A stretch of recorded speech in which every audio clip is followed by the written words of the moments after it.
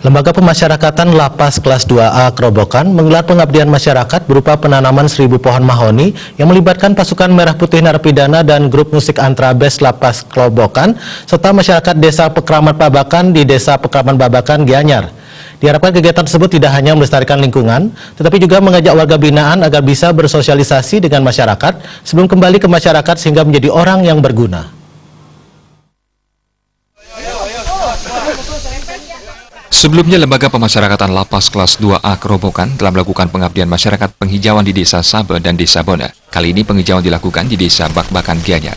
Dalam kesempatan tersebut, sebanyak 1000 pohon mahoni yang merupakan hasil penyemaian warga binaan Lapas Kerobokan. Pohon yang ditanam adalah pohon yang berkualitas sehingga nantinya bisa bermanfaat untuk seluruh masyarakat. Kedepannya, Lapas Kelas 2 Kerobokan akan terus melaksanakan penghijauan sehingga lingkungan menjadi hijau dan lestari. Kegiatan diikuti oleh warga binaan sebanyak 36 orang yang tentunya dengan mekanisme kontrol yang sudah dilalui sesuai dengan peraturan. Berbagai persyaratan harus dilalui oleh warga binaan di Lapas Kelas 2 Kerobokan agar bisa berpartisipasi dalam kegiatan pengabdian masyarakat ini dan tentunya sesuai dengan peraturan yang sudah berlaku. Kalapas Kerobokan Tony Nainggolan mengatakan kegiatan ini bertujuan positif bagi warga binaan. Sebelum bebas dari masa hukuman dan kembali ke masyarakat, warga binaan bisa mendekatkan diri dan bersosialisasi dengan masyarakat.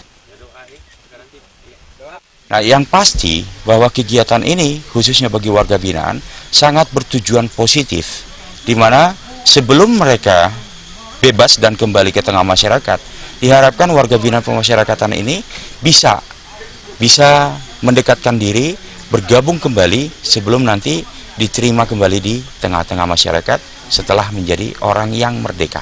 Nah, harapan kita ke depan dari penghijauan ini kiranya pohon yang kita tanam tumbuh dan bisa menghasilkan bagi warga masyarakat khususnya Desa Babakan, sehingga oksigen, sehingga nilai ekonomis seperti apa yang diharapkan itu bisa mereka nikmati.